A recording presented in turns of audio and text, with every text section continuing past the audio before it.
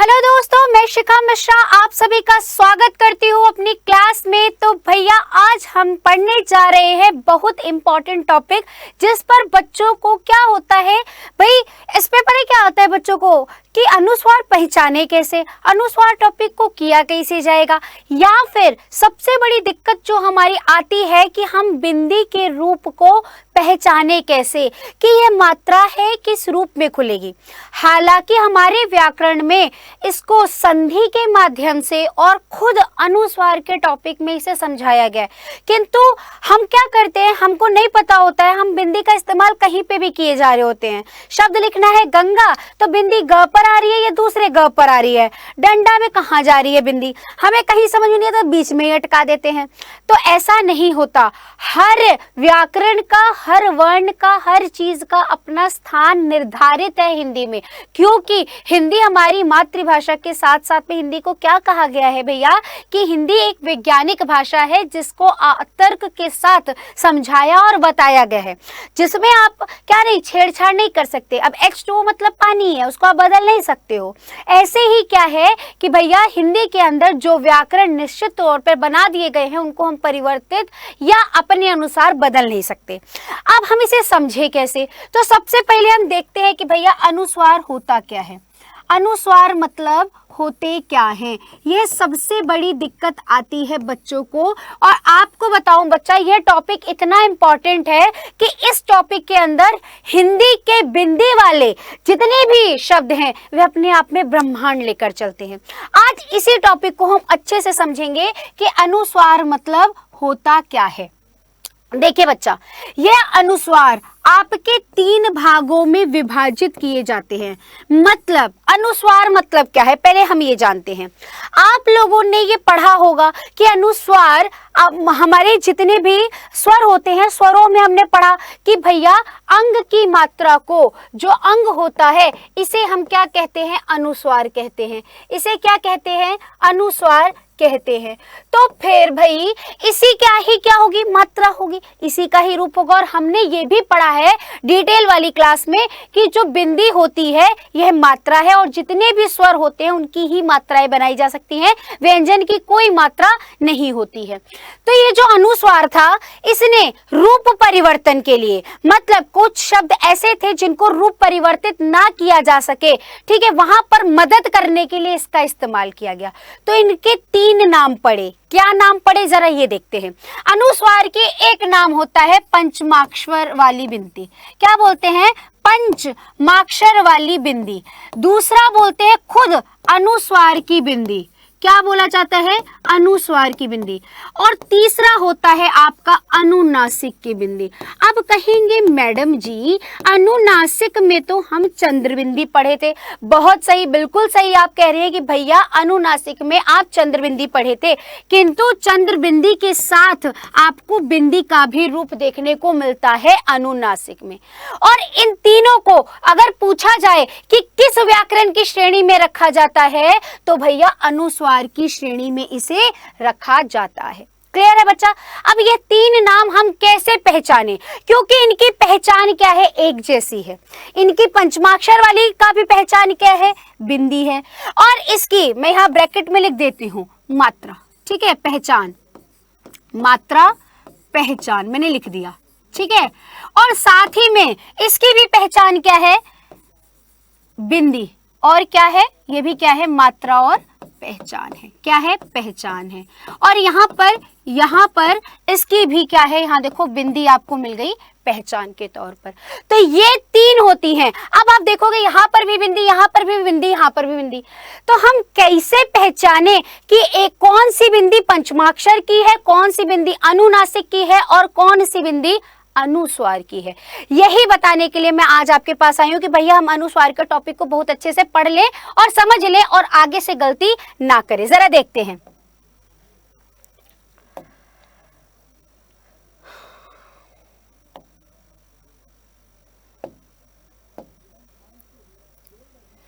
भैया इसमें ना गड़बड़ हो गई है। चलिए आ गया। चलिए देखते हैं जरा क्या कहते हैं भैया। हमने ये देखा कि 3 होती है। सबसे पहली हम पहचानते हैं पंचमाक्षर वाली बिंदी। क्या पहचानेंगे? पंचमाक्षर वाली बिंदी को कैसे पहचाने? क्या पहचानेंगे?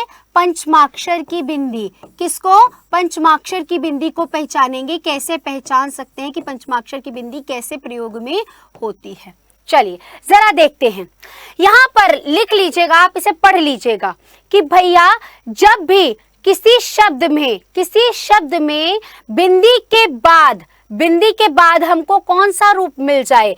किसका रूप मिल जाए? क से लेकर म तक का, क से म तक का कोई भी वर्ण हो, क से म तक का कोई भी वर्ण हो, कोई भी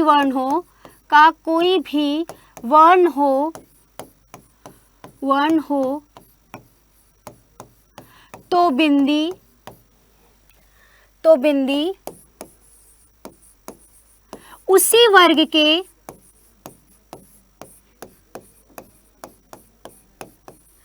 पंचमाक्षर में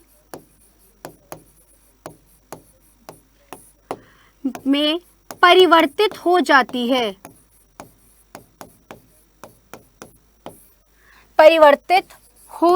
है। यह पहली चीज है, जरा देख ले। सबसे पहले इस चीज को पढ़ लेते हैं। अब यहाँ पर मैं कुछ एग्जाम्पल लिख रही हूँ, इसको हम पहचाने कैसे? जरा इसको पहले समझ लिया, इसको देख लिया, अब जरा इसके हम एग्जाम्पल्स देखते हैं।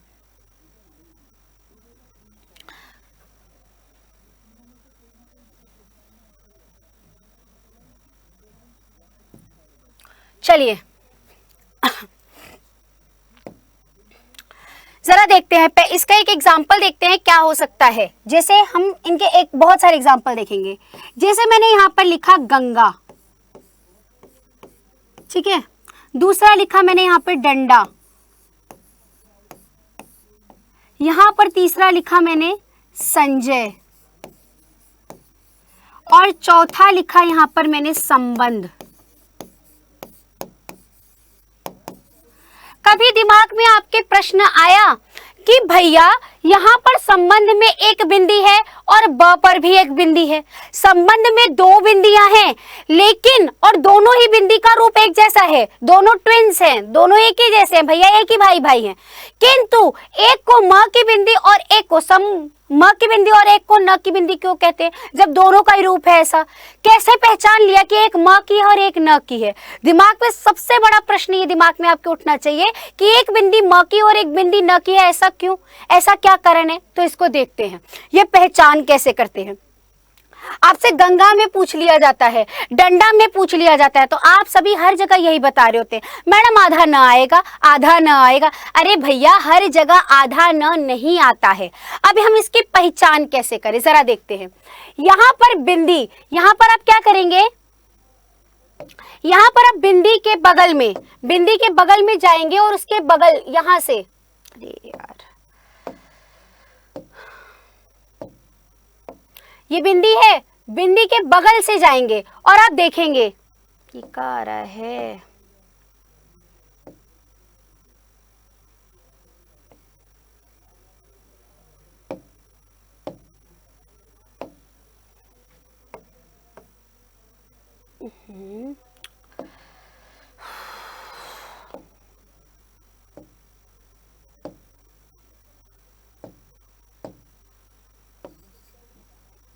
चलिए तो यहां पर हम देख लेते हैं जरा क्या हो सकता है।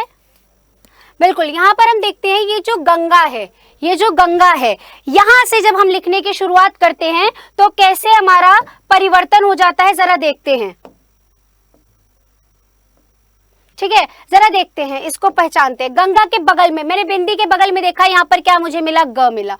मैंने डंडा के बगल में देखा, अरे भैया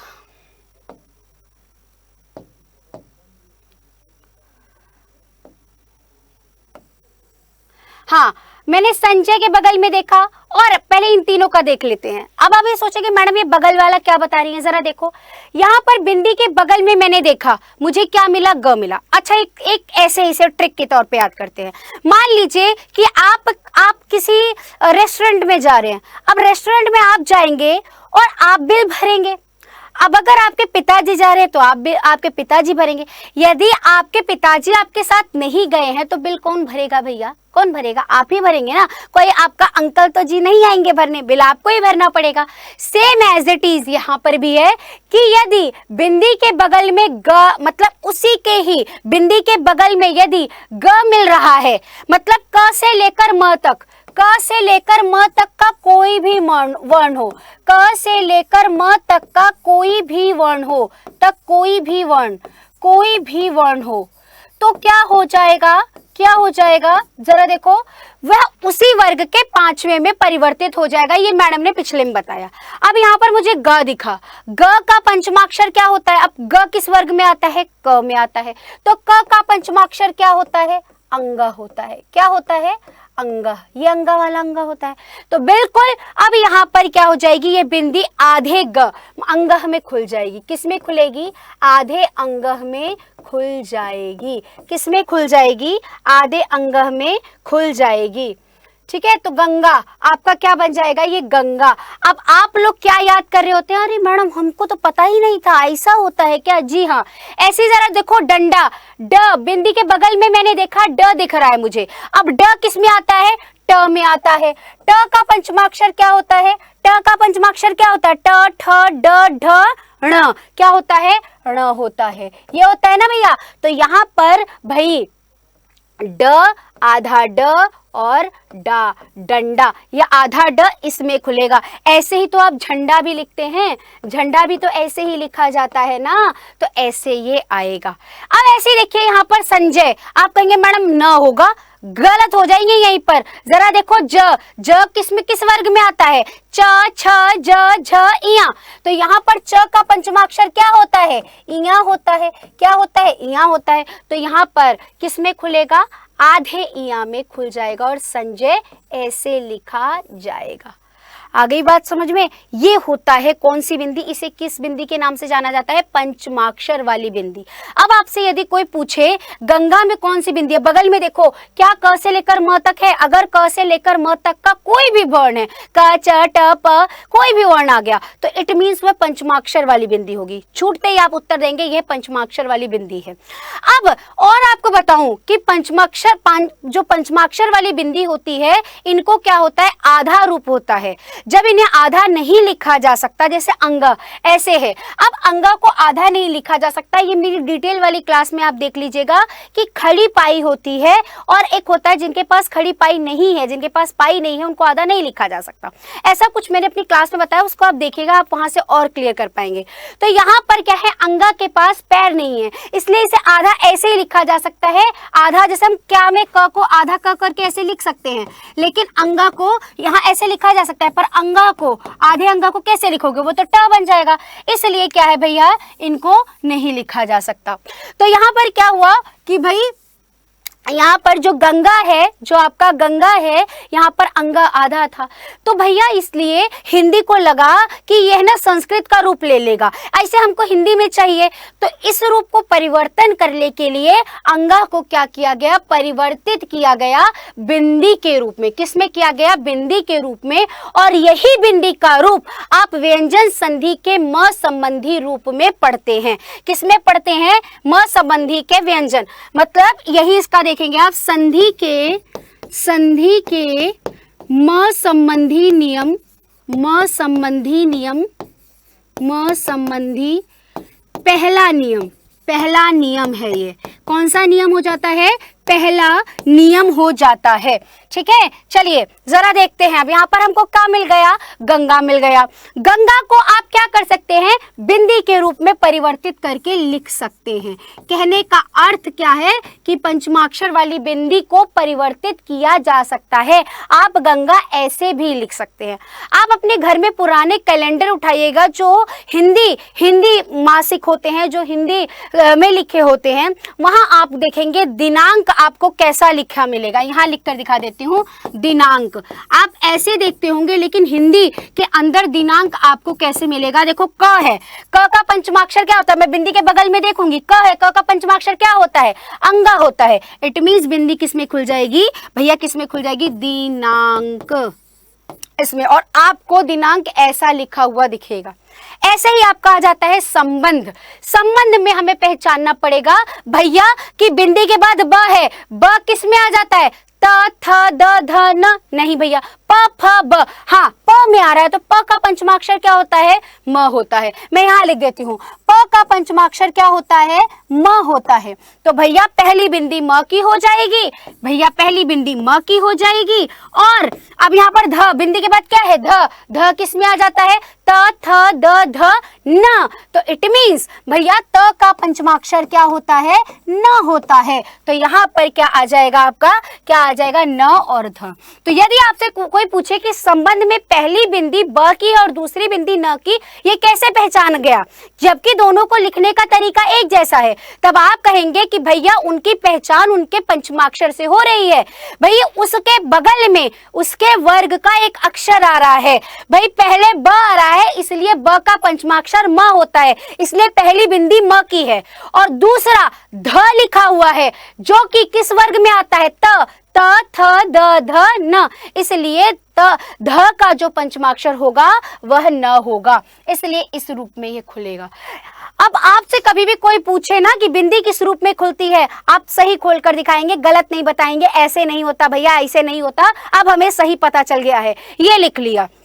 तो क से लेकर म तक की कोई भी अगर वर्ण आ जाए, कहीं पे भी लिखा हो, उसी के पंचमाक्षर में बिंदी खोल के लिख देना, आपका शब्द बिल्कुल सही होगा। समझ रहे हैं? चलिए जरा एक चीज और देखते हैं, एक चीज और समझते हैं। ये तो पंचमाक्षर वाली बिंदी हो गई। अब अगर मान लीजिए कि भैया आपको य र ल व ये मिल जाए, य र ल, क्योंकि म के बाद क्या आता है, य र ल व, ये मिल जाए, जिसे हम क्या कहते हैं, अंतस्थ व्यंजन कहते हैं। क्या कहते हैं भैया, अंतस्थ व्यंजन कहा जाता है। और दूसरा श श स ह, श श स ह, ये मिल जाए तो इसको क्या कहते हैं, ऊष्म व्यंजन कहते हैं। तब बिंदी किस में खुलेगी, ऊष्म व्यंजन कहते हैं। तब बिंदी किस रूप में खुलेगी, जरा समझते हैं अब इसको कि भैया अब तक तो बिल कौन भर रहा था, पंचमाक्षर, किंतु आप यहाँ ध्यान दे रहे होंगे कि हर वर्ग में 4 अक्षर है, मतलब 4, 5वां अक्षर है ही नहीं इनका। अब बिल कौन भरेगा, अब बिल भरने वाला कोई नहीं। अब यहाँ पर म क्या करता है, म संबंधी जब संधि का नियम बनाएगा तो यहाँ पर क्या हुआ कि ये जो आधा अक्षर था वह गया अनुस्वार के पास। अनुस्वार से कहा कि भैया तुम हमको उधार दे दो। उसने कहा का उधार लोगे, कहो कि तुम अपनी बिंदी की मात्रा हमको उधार दे दो, हम तुम्हारे जैसे लिखे जाएंगे। तो बोले क्यों, किसने, फिर गया कौन था, वह गया था म। कौन गया था, म गया था।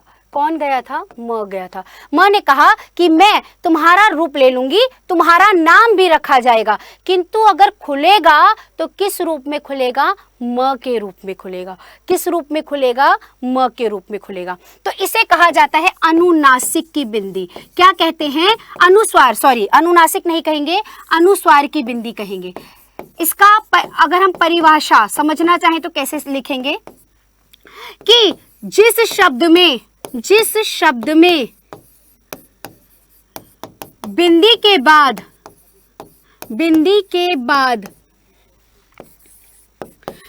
के बाद अंतस्थ व्यंजन, ऊपर लिखा है मैंने, अंतस्थ व्यंजन या ऊष्म व्यंजन आए तो बिंदी म के रूप में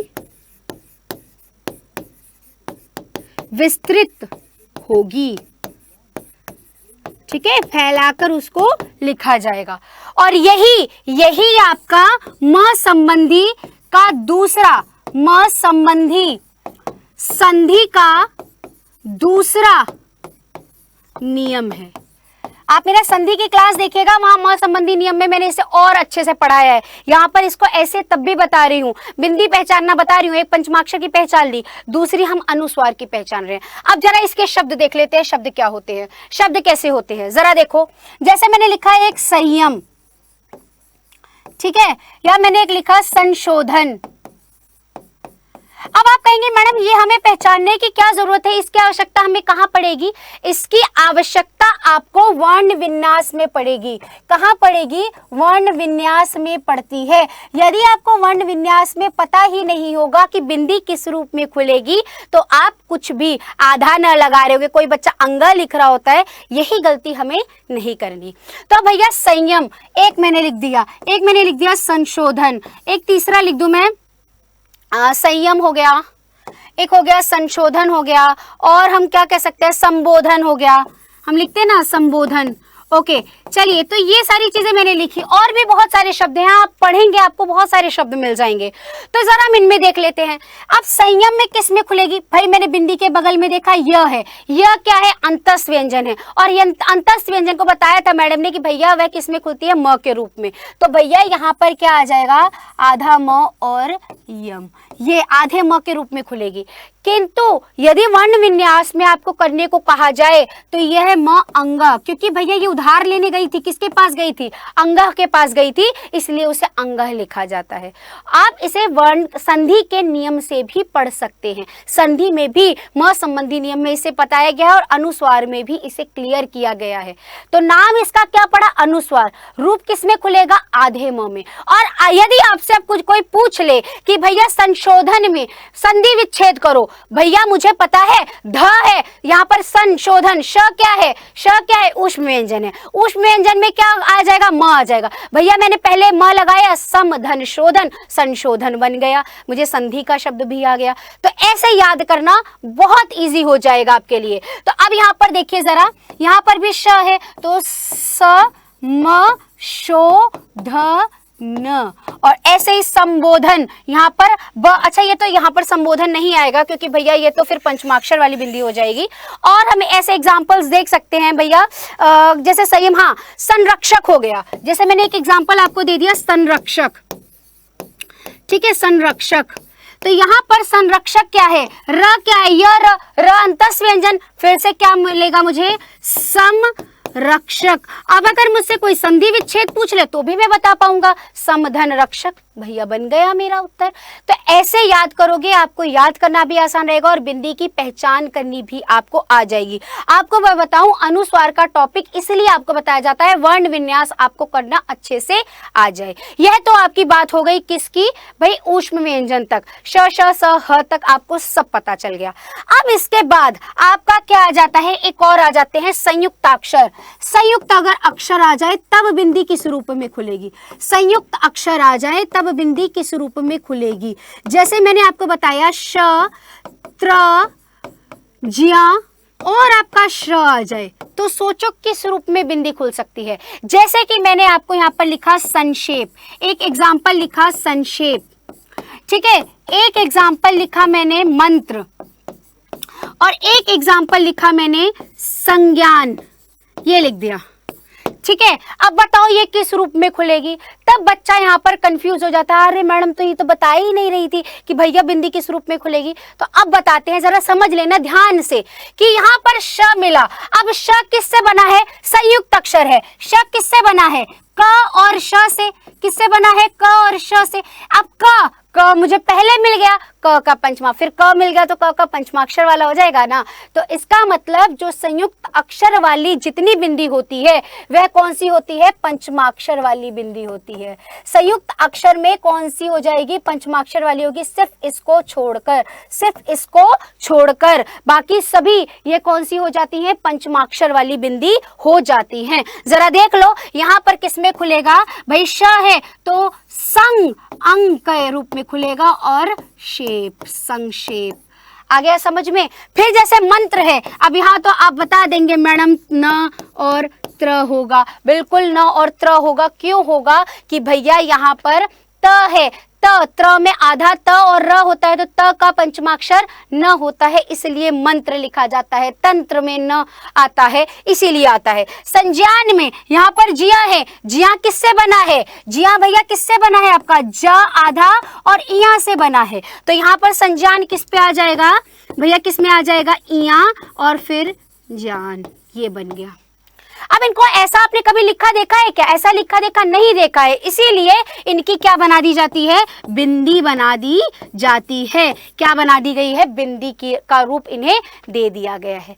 आ गई बात समझ में? ये क से लेकर आपको कहां तक समझा दिया गया? अंतिम शत्रज्ञ। अब ये श्र वाला जो बचता है, जरा देखो श्र किससे बना है? श और र से मिलकर बना है, और श अपने आप में कौन सा फिर आ जाता है? ऊष्म व्यंजन आ जाता है, इसलिए इसे क्या कहा जाता है? फिर वहां पर म के रूप में खुलेगी, क्योंकि अभी आपको बताया ऊष्म व्यंजन यदि हो तो वहां पर बिंदी म के रूप में विस्तृत अर्थात खुलती है। क्लियर है? यहां तक आप समझ गए? आगे बढ़ते हैं। अगर आपको कोई चीज ना समझ में आए तो आप कमेंट बॉक्स में बताइएगा, मैं अपनी क्लास में और डिटेल में इसे क्लियर करूंगी। क्लियर है बच्चा? तो इसको यहां तक आप समझ गए होंगे। चलिए नेक्स्ट देखते हैं कि यहां तक तो हमने एक बिंदी पंचमाक्षर वाली पहचानी और एक बिंदी अनुनासिक वाली। पंचमाक्षर वाली बिंदी पहचानी कि क से लेकर म तक की होती है, और अंतस्थ व्यंजन और ऊष्म व्यंजन वाली बिंदी म के रूप में होती है, यह पहचान लिया। यहां पर हमें अनुस्वार और पंचमाक्षर की बिंदी को समझ में आ गया कि जब हम पंचमाक्षर, अच्छा मैं यहां पर इसे अनुस्वार वाली बिंदी कह दूं, जरा लिखवा दूं, जरा आपको इसको जरा लिखवा दूं कि अनुस्वार, हाँ जिस शब्द में, हाँ यहां मैंने लिखवा ही दिया, उसे अनुस्वार की बिंदी कहते हैं। किस क्या कहते हैं? अनुस्वार की बिंदी कहते हैं। क्या कहते हैं? अनुस्वार की बिंदी कहते हैं। क्लियर है बच्चा? तो इस चीज को अच्छे से समझ जाइएगा आप। चलिए नेक्स्ट जरा देखते हैं क्या होगा। तीसरा, अनुनासिक को कैसे पहचाने? अब आपको पहचान करनी आ गई होगी, भैया पंचमाक्षर की बिंदी हम पहचान सकते हैं, अनुस्वार की बिंदी हम पहचान सकते हैं, अब हमको कैसे पहचानना है? तीसरी बिंदी क्या पहचाननी है? अनुनासिक की। कौन सी बिंदी पहचाननी है? अनुनासिक की। तो अनुनासिक की बिंदी कैसे पहचाने, जरा बताओ। अनुनासिक की बिंदी को हम कैसे जान सकते हैं, जरा देखते हैं।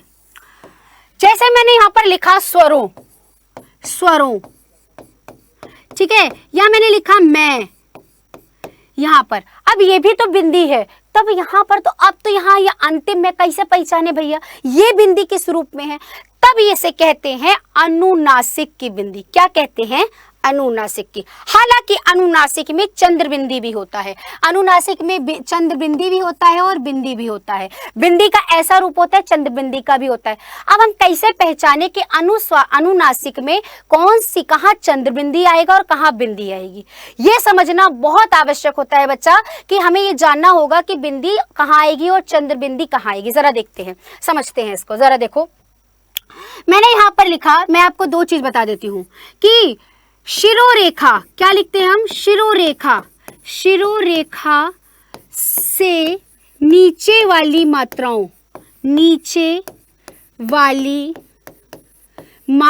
के साथ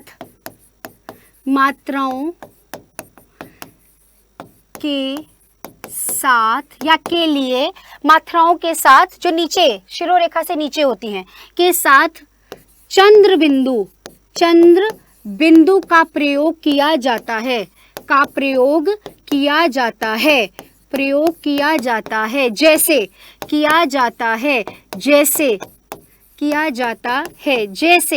जैसे कि हम लोग क्या क्या करते हैं। जैसे देखो, जैसे हम लिखते हैं चांद, क्या लिखते हैं? चांद लिखते हो ना, लिखते हो कि नहीं? ऐसे लिखते हो कि नहीं? एक लिखते हो हंस, लिखते हो कि नहीं लिखते हो?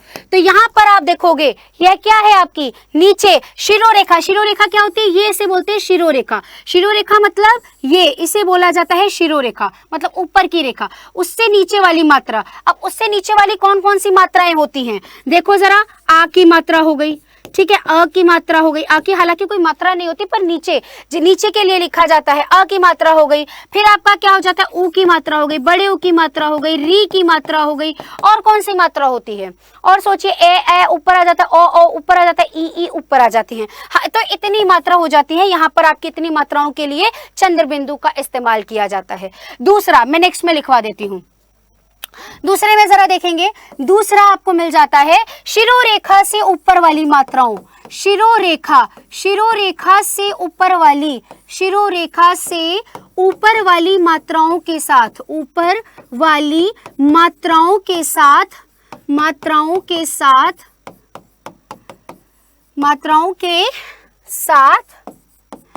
बिंदी का प्रयोग किसका किया जाता है? बिंदी बिंदी का प्रयोग किया जाता है। किसका किया जाता है? बिंदी का प्रयोग किया जाता है। जैसे किया जाता है, जैसे जैसे क्या होता है? जैसे हम लोग लिखते हैं, कैसे लिखते हैं भैया? आप जरा देखो, स्वरों, जैसे हम लिखते हैं स्वरों, तो यहाँ इस्तेमाल किया, ऐसे लिखा मैंने में, है ना, ऐसे। तो जहां पर भी ऊपर की मात्राएं होती हैं, अब ऊपर की कौन कौन सी होती है? ए की, मतलब ए की मात्रा, ए की मात्रा, ओ की मात्रा, औ की मात्रा और आपकी ई और ई की मात्रा के साथ। हालांकि ई और ई की मात्रा के साथ लगभग कभी कभी लगता है, ज्यादा इन्हीं मात्राओं के साथ प्रयोग में लाया जाता है। अब इसको कहोगी कि मैडम ऐसे हम क्यों? हम तो आप टंकण विधि, टंकण विधि किसे कहा जाता है? टंकण विधि। टंकण मतलब होता है टाइपिंग। क्या कहा जाता है? टाइपिंग को। तो टाइपिंग में हम वह गलती कर जाते हैं। कैसे कर जाते हैं? जरा इसको देख लेते हैं क्या होगा, इसको समझ लेते हैं क्या होगा इसको। जैसे कि मैंने क्या लिखा, जैसे मैंने क्या लिखा यहाँ पर, जरा समझते हैं। मैंने यहाँ पर लिखा गांधी, ठीक है। अब अगर गांधी के साथ आती है चंद्रबिंदी, यदि आप ये चंद्रबिंदी ना लगाएं और आप बिंदी, क्योंकि आप ऐसा लिखते हैं, कई बार आप गांधी ऐसे लिखकर बढ़ जाते हैं, यदि आप ऐसा लिखकर बढ़ गए, ऐसा यदि आप लिखकर बढ़ गए, तो क्या हो जाएगा कि भैया तब ये बिंदी क्या बन जाएगी? अनुनासिक की ना रहकर पंचमाक्षर की बन जाएगी।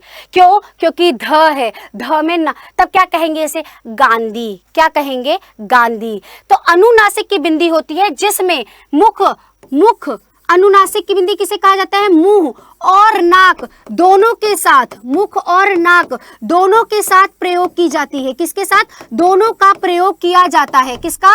दोनों का प्रयोग। मुख का कम होता है और नाक का ज्यादा होता है, तब वहां पर अनुनासिक का प्रयोग किया जाता है। जैसे गांधी, अब यहाँ पर ऐसे ना लगाए तो क्या बन जाएगा? गांधी। गांधी हम क्या बोलते हैं? गांधी। क्या बोलते हैं? गांधी। तो यहाँ पर ऐसे आ जाएगा। अब देखो, यदि आपको लिखना है वह लड़का हंस रहा है, मुझे बोलना है वह लड़का हंस रहा है, और आप ऐसे लगा दे हंस रहा है, तो हंस मतलब क्या हो जाएगा? पक्षी, तो हो जाएगा गलत। क्या हो जाएगा?